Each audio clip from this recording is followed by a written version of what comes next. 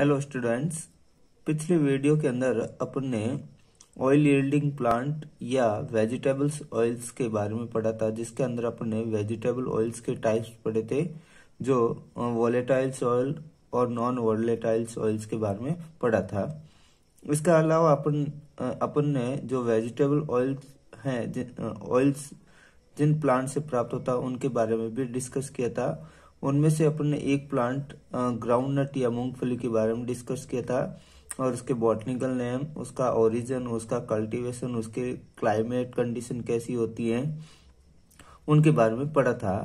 आज अपन एक नए प्लांट के बारे में पढ़ते हैं जिससे वेजिटेबल ऑयल प्राप्त होता है, जिसका नाम है मस्टर्ड या सरसों। मस्टर्ड या सरसों का अगर अपन बॉटनिकल नेम देखें तो इसका बॉटनिकल नेम है ब्रेसिका स्पीसीज और इसको ब्रेसिकेसी फैमिली या इसका एक और अदर नेम है क्रूसीफेरी फैमिली के अंदर रखा गया है।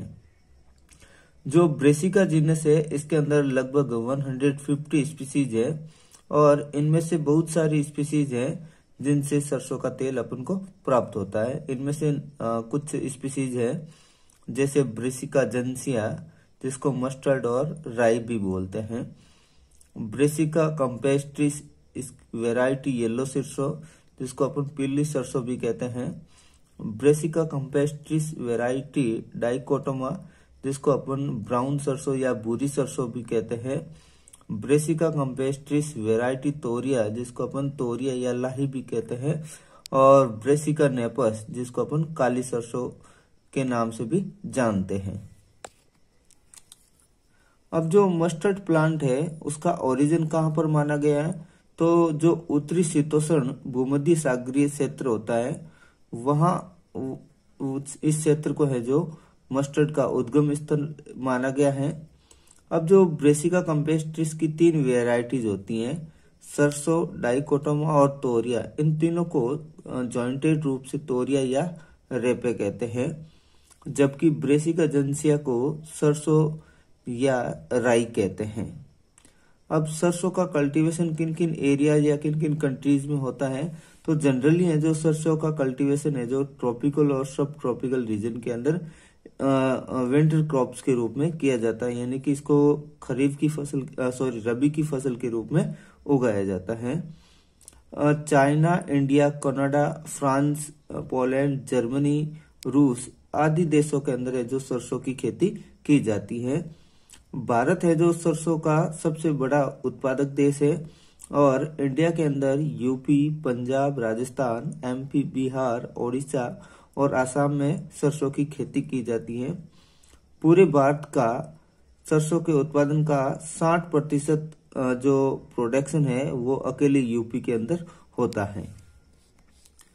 अब सरसों के प्लांट के बॉटनिकल कैरेक्टर देखें तो इसका जो प्लांट होता है वो 1 वर्षीय शाकीय पौधा होता है जिसकी हाइट है जो 3 से लेकर 5 फीट होती है, यानी कि इसकी हाइट कितनी हो गई 0.06 से लेकर 0.6 से लेकर 1.5 मीटर होती है। और इसका जो स्टेम होता है वो सिलेंड्रिकल होता है, इरेक्ट होता है और ब्रांच्ड होता है। इसकी जो लीव्स होती है वो सिंपल होती है और अल्टरनेट अरेंज्ड रहती हैं और लीफ के जो मार्जिन होते हैं वो कट्टे फोटे होते हैं, यानी कि डिससेक्टेड मार्जिनल लीफ होती हैं। इनके इनफ्लोरोसेंस को अपन कोरिम्ब रेसिमी इनफ्लोरोसेंस कहते हैं। कोरिम्ब रेसिमी इनफ्लोरोसेंस का मतलब होता है कि जो फ्लोरल एक्सिस पर जो फ्लावर लगते हैं वो सारे के सारे एक ही सीड में होते हैं। इस तरह से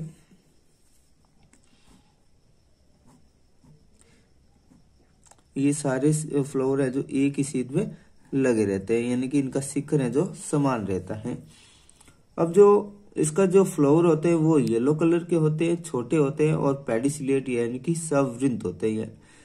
इनके अंदर जो दल पुंज होता है वो क्रॉस रूपी होता है और जो पुंकेसर होते हैं वो चतुर्दीर्घी टेट्रा डायनेमस होते हैं, यानी कि 4 बड़े होते हैं और 2 छोटे होते हैं साइडों में। टोटल पुंकेसर की जो नंबर होते हैं वो 6 होते हैं। इसके फ्रूट को अपन सिलिकुआ कहते हैं। सिलिकुआ का मतलब होता है कि फ्रूट है जो फली की टाइप होता है और जो फली का जो स्पुटन होता है वो आधार से शीर्ष की ओर 2 कपाटों के अंदर खुलता है। इस तरह से जो फली फटती हैं और निकलती हैं। तो ये दो कपाट हो गए और ये आधार से खुलती है और शीर्ष की ओर जाती हैं। अब जो इसके अंदर जो सीड बनते हैं वो सूक्ष्म होते हैं, गोल होते हैं, भूरे या काले रंग के होते हैं। सरसों की खेती के लिए क्लाइमेट कंडीशन कैसी होनी चाहिए? तो जनरली अपन को पता है सरसों की खेती है जो विंटर में की जाती है, यानी कि ये इसको रबी की फसल के रूप में उगाया जाता है। तो इसके लिए लो टेम्परेचर की आवश्यकता रहती है और जो इसकी खेती के लिए जो सॉइल्स होती है वो हल्की दोमट मिट्टी होनी चाहिए। इसका कल्टीवेशन कैसे करते हैं? तो कल्टीवेशन या फसल की बुआई करते हैं उससे पहले जो खेत की जुताई की जाती है और खेत की जुताई ऐसे 2 से 3 बार हल चलाकर की जाती है। फिर जो इसकी बुआई है वो अक्टूबर व नवंबर माह के बीच में की जाती है और बीजों को बिखेर कर की जाती है।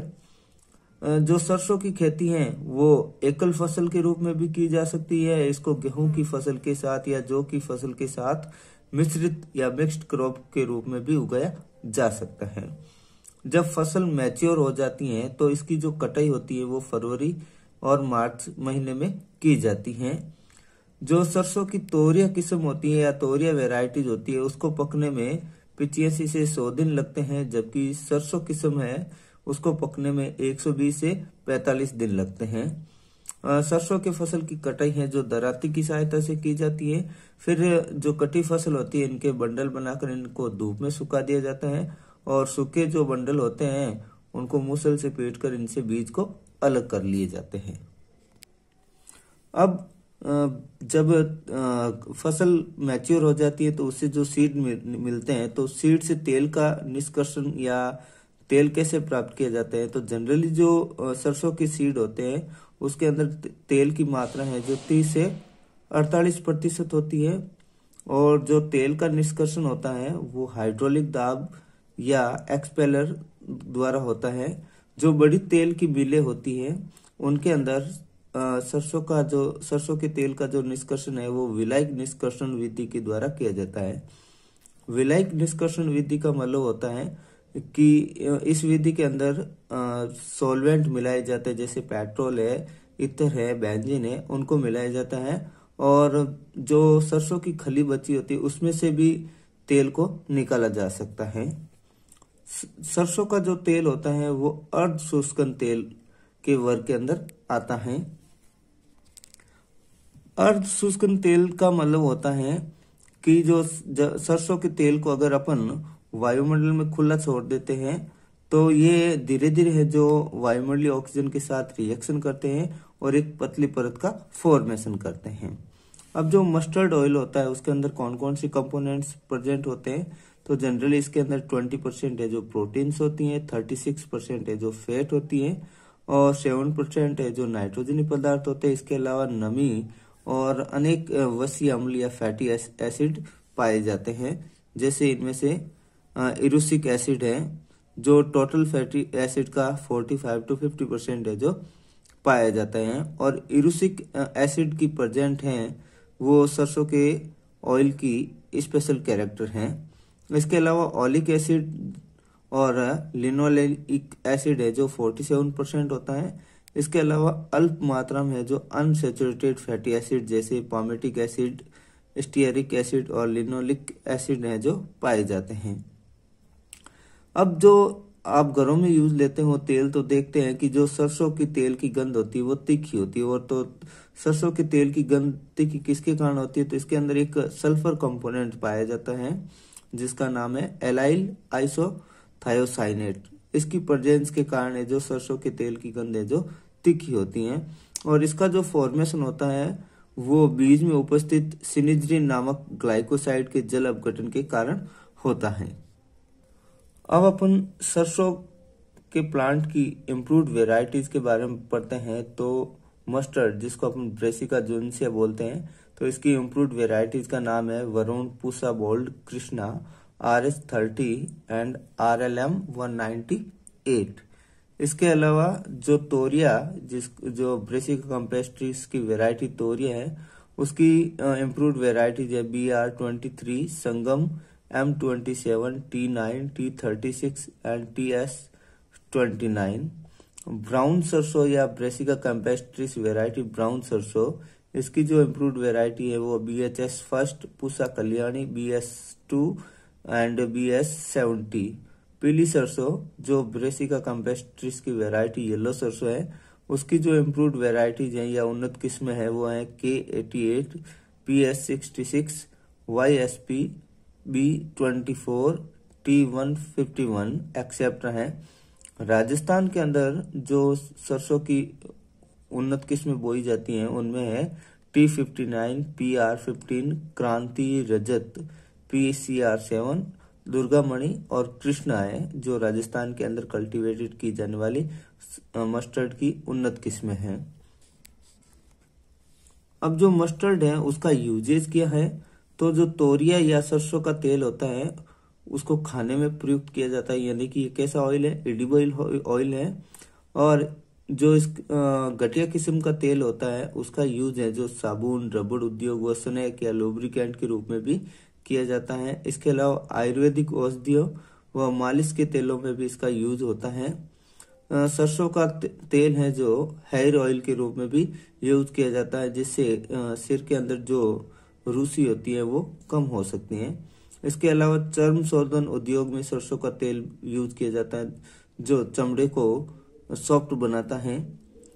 सरसों को बीज से सरसों का तेल निकालने के बाद बचा जो अपशिष्ट भाग होता है जिसको ऑयल केक या खली बोलते हैं, उसका यूज है जो पशु आहार के रूप में होता है। सरसों के पत्ते और फलियों की सब्जी बनाई जाती है, फलियों को मोगरी भी बोलते हैं। अब सरसों के अंदर कौन कौन सी प्लांट डिजीज लगती हैं, तो प्लांट डिजीज का नाम है डाउनी मिल्ड्यू और इसका पैथोजन है वो पेरेनोस्पोरा ब्रेसिकी है।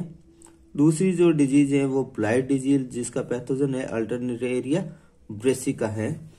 तो अगर प्लांट है जो इनसे इन्फेक्टेड है तो फंगिसाइड का स्प्रे करना चाहिए, या फिर फसल की जब बुआई करते हैं उससे पहले जो सीड को है जो हॉट वाटर से ट्रीटेड करना चाहिए। अब इंसेक्ट पेस्ट या कीट पीड़क कौन कौन से जो मस्टर्ड की फसल को हानि पहुंचाते हैं, तो मोइला या एफिड जिसका साइंटिफिक नेम है लिपेफिस एरिसिमी, आरा मक्खी या सॉफ्लाई जिसका साइंटिफिक नेम है एथेलिया प्रोक्सिमा, और कटवर्म जिसका साइंटिफिक नेम है एग्रोटिस इप्साइलोन। अगर ये इंसेक्ट प्रेजेंट है तो अपन फसल के ऊपर फॉस्फोमेडिन या एल्ड्रिन का स्प्रे कर सकते हैं।